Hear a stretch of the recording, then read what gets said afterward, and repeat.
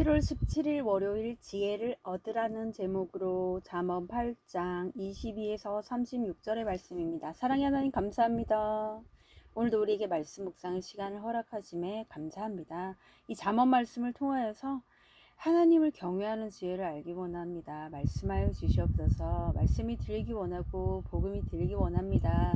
말씀대로 믿고 살고 누린 인생이 되게 하시고 오늘도 이 시간 우리와 함께 하실 것을 믿으며 감사드리옵고 예수님의 거룩하신 이름으로 기도드립니다. 아멘. 본문의 말씀입니다.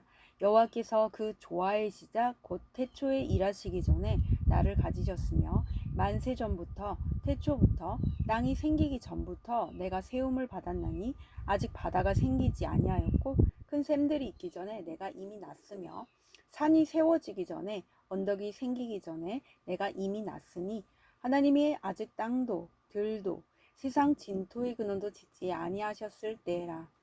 그가 하늘을 지으시며 궁창을 해면에 두르실 때 내가 거기 있었고 그가 위로 구름 하늘을 견고하게 하시며 바다의 샘들을 힘있게 하시며 바다의 한계를 정하여 물이 명령을 거스르지 못하게 하시며 또 땅의 기초를 정하실 때 내가 그 곁에 있어서 창조자가 되어 날마다 그의 기뻐하신 바가 되었으며 항상 그 앞에서 즐거워하였으며 사람이 거처할 땅에서 즐거워하며 인자들을 기뻐하였느니라. 아들들아 이제 내게 들으라. 내 도를 지키는 자가 복이 있느니라. 훈계를 들어서 지혜를 얻으라. 그것을 버리지 말라. 누구든지 내게 들으며 날마다 내 문 곁에서 기다리며 문설주 옆에서 기다리는 자는 복이 있나니 대저 나를 얻는 자는 생명을 얻고 여호와께 은총을 얻을 것임이니라. 그러나 나를 잃는 자는 자기의 영혼을 해하는 자라. 나를 미워하는 자는 사망을 사랑하느니라. 아멘. 도움말입니다. 조화는 인간이 다 알 수 없을 만큼 신비하고 놀라운 일을 말합니다. 태초는 우주 만물의 시작을 말하고 진토는 먼지와 흙을 말합니다. 궁창은 우주와 땅 사이의 공간으로 대기권을 말합니다. 해면은 바닷물의 표면으로 해수면을 말합니다. 문설주는 문의 양쪽에 세운 기둥을 말합니다. 본문 요약입니다. 지혜는 태초에 하나님과 함께 만물을 창조하셨습니다. 지혜가 사람을 아들이라고 부르며 자기 훈계를 들어 지혜를 얻으라고 명령합니다. 이 명령에 순종하여 지혜를 얻는 자는 생명을 얻고 여호와께 은총을 얻는 복을 받습니다.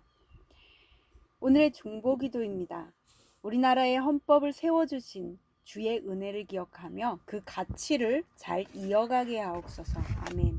본문 해설입니다. 첫 번째, 창조자 지혜 22에서 31절의 내용입니다. 하나님의 지혜는 특별히 성자 하나님을 가리킵니다.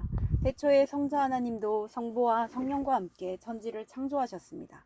그래서 지혜도 창조자이십니다. 창조자이신 지혜, 곧 하나님의 말씀이 하나님 아버지 앞에서 즐거워하실 뿐만 아니라 인자들을 기뻐하셨다고 합니다. 주님의 기쁨이 되는 것이 사람의 본래 존재 자리입니다. 내가 내 존재를 기뻐하지 않게 된 것은 죄의 결과입니다. 이에 내 존재를 새롭게 창조하려고 말씀이 육신이 되신 것입니다. 적용 질문입니다. 하나님의 천지창조가 확실히 믿어집니까? 나는 내 존재를 기뻐합니까? 슬퍼합니까? 그 이유는 무엇입니까? 두 번째, 지혜의 훈계 32에서 33절의 내용입니다. 창조자이신 지혜가 나를 자녀로 부르시며 이제 내게 들으라고 말씀하십니다. 주변의 소리에 귀를 쫑긋 세우고 살아가면서도 하나님의 말씀에는 귀를 기울이지 않는 것이 내가 하나님으로부터 멀어진 죄인으로 태어났다는 증거입니다. 내가 듣지 못하는 자라고 주님의 도를 지키지 못하는 자라고 드러내시는 주님의 훈계를 듣는 것이 지혜의 시작입니다. 상황이 변했다고 다시 교만해지지 말고 훈계의 말씀을 버리지 않고 지키는 사람이 복 있는 사람입니다. 적용 질문입니다. 힘든 사람과 사건 가운데 주님이 내게 지속적으로 말씀하시는 훈계는 무엇입니까? 그 훈계를 듣고 지키고 있습니까? 무시하며 버리고 있습니까? 세 번째, 순종의 복 34에서 36절의 내용입니다. 자기 쾌락과 만족을 쫓는 사람은 음녀의 집 주변에서 방황하지만 지혜의 훈계를 듣고 응답하는 복 있는 사람은 지혜의 문 곁에서 기다립니다. 이 세상에서 아무리 좋은 것을 얻는다 해도 주의 말씀을 얻지 못하면 그 끝은 사망입니다. 그러나 이 세상 좋은 것이 없어도 하나님의 집, 즉 진리의 기둥과 터인 하나님의 교회 안에 거하며 거기서 나오는 말씀을 얻어야 생명과 은총을 얻습니다. 이것이 말씀을 기다리며 순종하는 자가 받을 복입니다. 적용 질문입니다. 요즘 내가 간절히 바라며 기다리는 것은 무엇입니까? 하나님의 집인 교회 안에서 말씀을 사모하며 기다리고 있습니까? 오늘 기도하기는 천지를 창조하신 주께서 저를 기뻐하신다는 말씀을 전적으로 신뢰하며 감사합니다. 이 은혜의 자존감을 가지고 주님이 저를 위해 주시는 훈계의 말씀을 잘 듣고 지키게 도와주옵소서. 오늘도 주님의 집인 교회 안에서 말씀을 듣고 순종하는 복된 삶을 살도록 인도해 주옵소서. 아멘. 묵상 간증입니다. 거룩한 동행이란 제목으로 김진원님의 말씀 적용글입니다. 제가 어릴 적 아버지의 잦은 폭언과 폭행으로 저희 집은 조용할 날이 없었습니다. 저는 그런 아버지를 미워하고 무서워하면서 늘 피해 다녔습니다.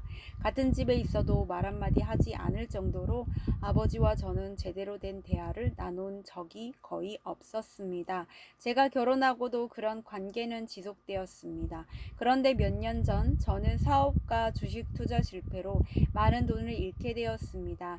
절박한 상황이 되자 저는 자존심을 버리고 아버지에게 도움을 청하는 편지를 썼습니다. 이후 아버지의 제안으로 아버지의 운전기사로 일하게 되었습니다. 처음에는 좁은 차 안에서 아버지와 같이 있는 게 너무 불편해서 참기가 힘들었습니다.